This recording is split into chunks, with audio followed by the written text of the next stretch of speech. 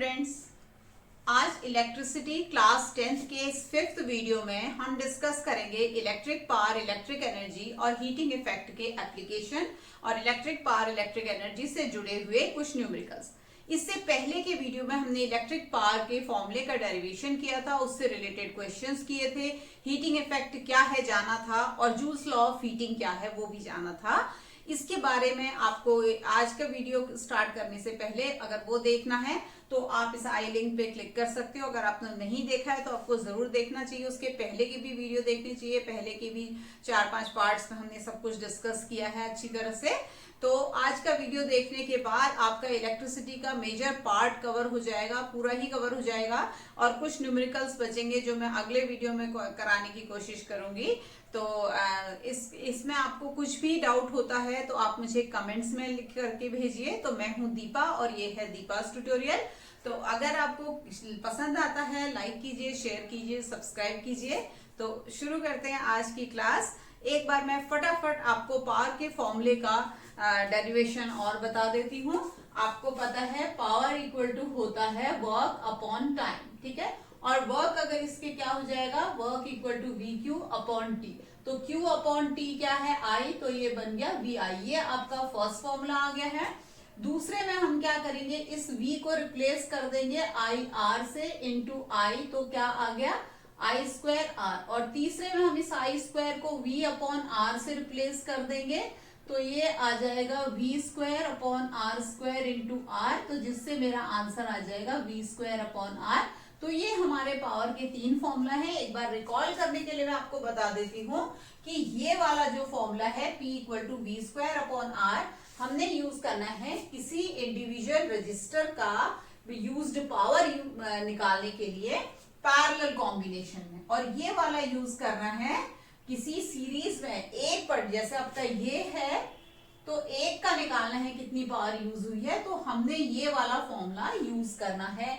ये बिल्कुल याद रखना है, ठीक है ना। वहां पे वी स्क्वायर अपॉन आर करने की कोशिश करोगे तो आपको पहले ये फाइंड करना पड़ेगा इसमें वी कितना है, यूज हुआ है। उससे अच्छा हम आई निकालें और फिर ये कर लें, और इसमें करेंगे तो हमको दोनों ही चीज निकालनी पड़ेगी। इसलिए हमें सीरीज में ये वाला फॉर्मूला यूज करना चाहिए। और दूसरा जो है वी स्क्वायर अपॉन आर, वो हमको कहाँ यूज करना चाहिए, पैरेलल में। और उसमें तो कुछ निकालने की जरूरत भी नहीं होती है, क्योंकि अगर ये आपका 220 वोल्ट है और आपको इसकी रेजिस्टेंस दी, आपने पावर निकालनी, वी स्क्वायर अपॉन आर करो, सीधा निकालना है। अगर कुछ और नहीं निकालना है तो हम क्यों जाएं दूसरे फॉर्मूले में, ठीक है। तो आज की क्लास के बाद आपका ये जो भी आपका इलेक्ट्रिसिटी का बिल्कुल सही से हो जाएगा। आगे भी आपका ये यूज होना है।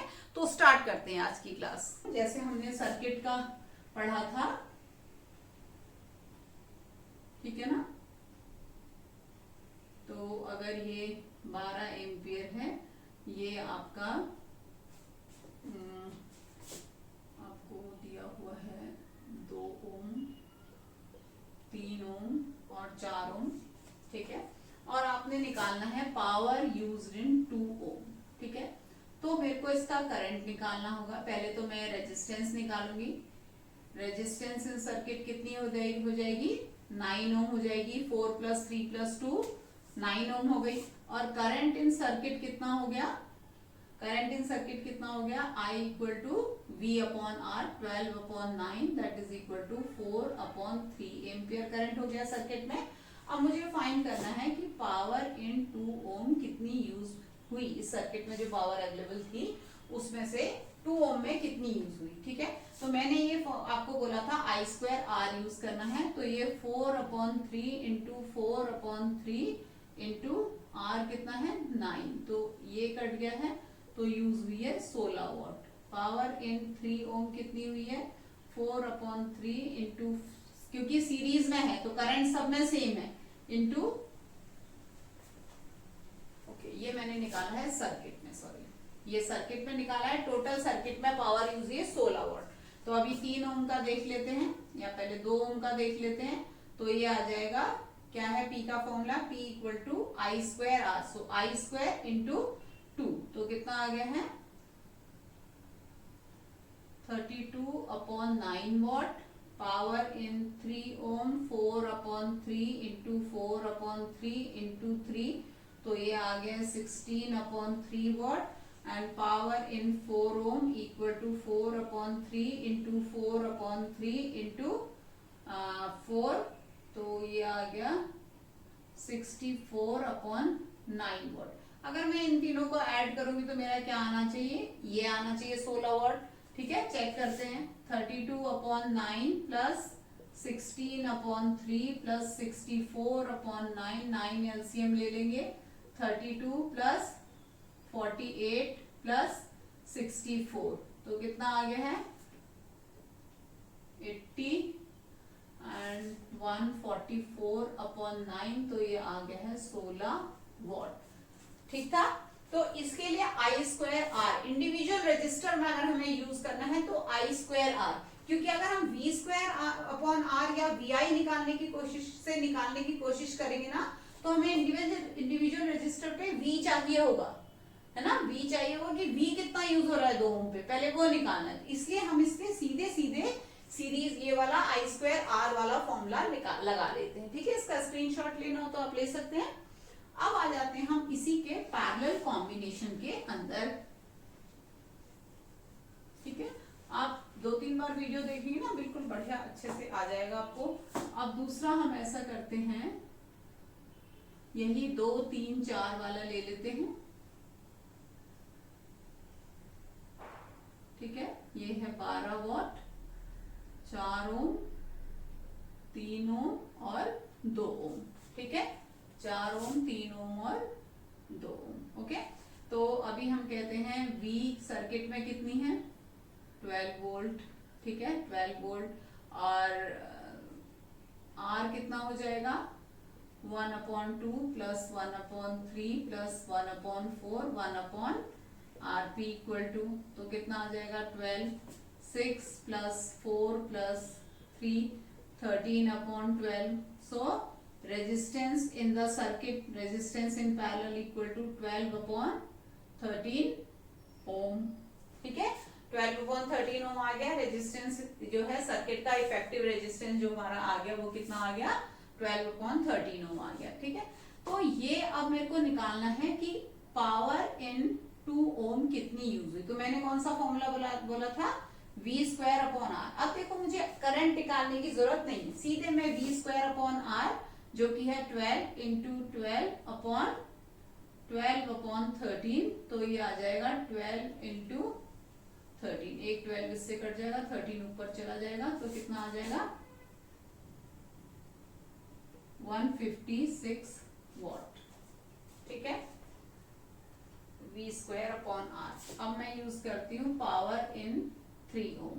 ठीक है, तो ये आ जाएगा V स्क्वायर अपॉन, ओ ये सर्किट का है, सॉरी फिर से मैंने वही गड़बड़ किया। ठीक है, तो ये आ जाएगा 2 ओम का 12 इंटू 12 अपॉन हमारा इसका कितना है 2 ओम। ठीक है, तो ये आ जाएगा 72 watt. Power in 3 ohm 12 into 12 upon 3, तो ये आ जाएगा 48 watt and power in 4 ohm equal to आ जाएगा 12 इंटू 12 अपॉन 4, तो ये आ जाएगा 36 वॉट। जरा सा चेक करें, 72 प्लस 48 प्लस 36 कितना आ गया 156 वॉट। ठीक है, एक चीज और पता चला हमें कि चाहे सीरीज कॉम्बिनेशन हो चाहे पैरेलल कॉम्बिनेशन हो, जितने भी इंडिविजुअल रजिस्टर में पावर यूज होती है उसका sum total power used in the circuit होता है। ठीक है, जबकि रेजिस्टेंस के केस में दोनों में अलग अलग तरह से हम डील करते हैं। तो total power used in a circuit is power used by appliances, different appliances in the circuit. ठीक है, इसलिए पावर रेटिंग हमारे लिए ज्यादा इंपॉर्टेंट है और खासकर बिल वगैरह करने के लिए हमको एनर्जी और पावर उसको देखना होता है। ठीक है, कितनी पावर यूज हुई, मेगावाट पावर है ना, डैम वगैरह होते हैं, सब होते हैं, कई कितने मेगावाट है ना, ऐसे होते हैं। तो अभी आ गया आपका, ये क्लियर हो गया। तो मुझे इसमें करंट निकालने की जरूरत नहीं पड़ी। ठीक है, तो करंट नहीं निकाला है मैंने। अगर मैं इसको और भी किसी फॉर्मूले से करती तो मुझे पहले वी आई या आई स्क्वायर आर, तो मुझे क्या जरूरत होती, फॉर्मूले की जरूरत होती। अब हमने बात की कि इलेक्ट्रिक पावर यूज हो रही है, 220 वोल्ट आ रहा है, पोटेंशियल डिफरेंस कहां से आ रहा है, इलेक्ट्रिक सप्लाई से आ रहा है। तो इलेक्ट्रिक सप्लाई, जब इलेक्ट्रिकल डिपार्टमेंट आपको एनर्जी सप्लाई कर रहा है, इलेक्ट्रिकल एनर्जी, तो उसका बिल भी तो देगा ना। तो वो बिल हमें, जो हमारी इलेक्ट्रिकल एनर्जी की यूनिट है ना जूल, वो तो बहुत छोटी है, ठीक है, जूल, या फिर पावर की जो यूनिट है वो भी बहुत छोटी है, ठीक है।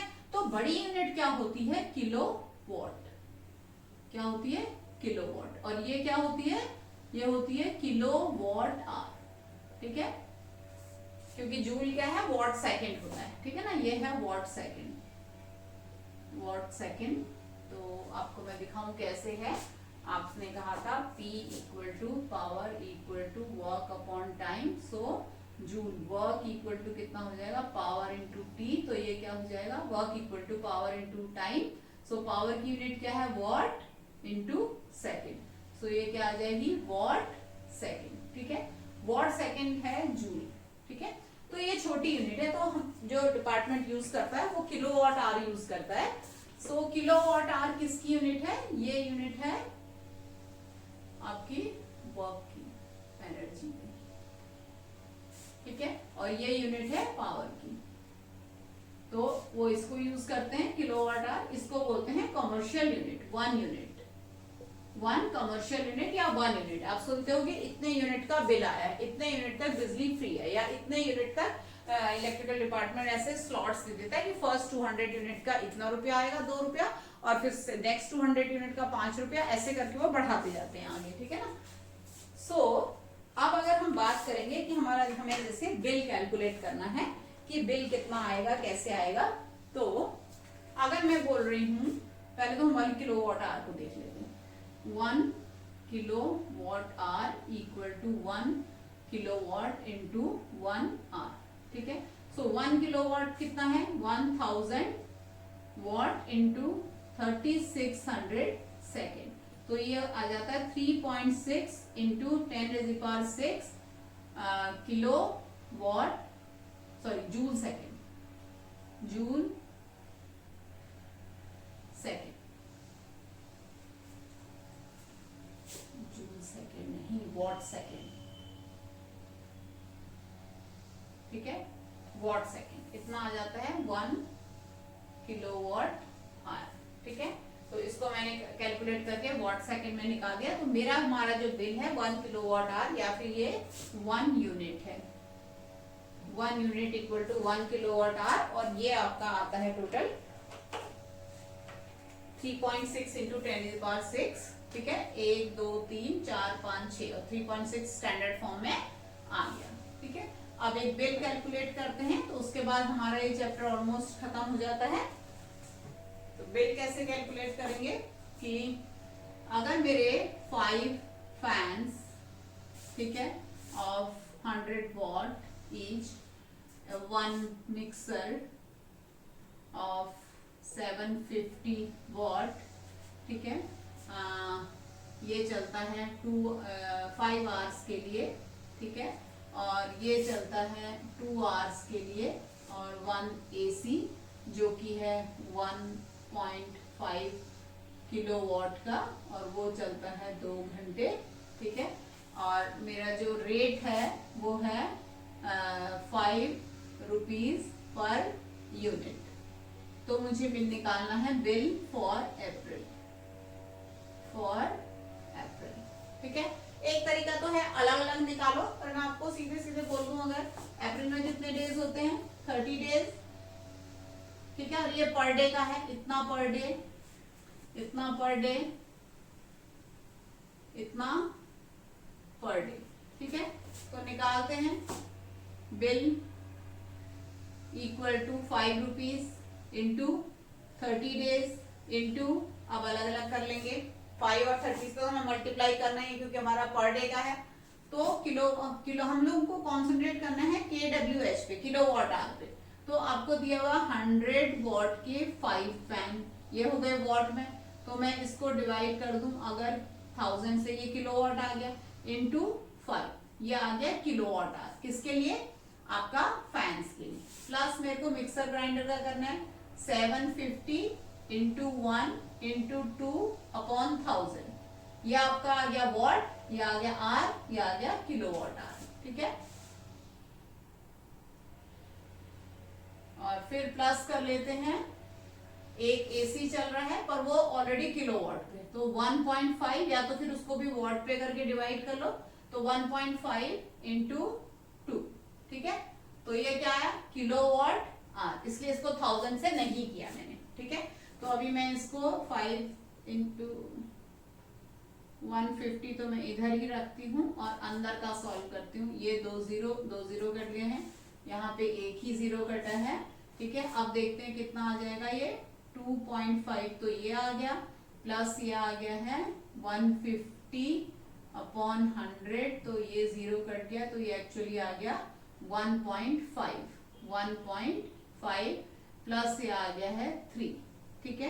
तो ये आ गया है 150 इंटू 7, तो 1050 रुपीज, तो 1050 रुपए का बिल आया। अगर आप इससे कंफ्यूज हो रहे हो तो आप अलग अलग करके निकाल लो। For fans energy used by fans per day, है ना, इसको निकाल सकते हो। मैं अलग अलग करके निकाल रही हूँ। Energy used by fans per day वो हो रही है 5 इंटू 100 इंटू 5 अपॉन 1000, ठीक है।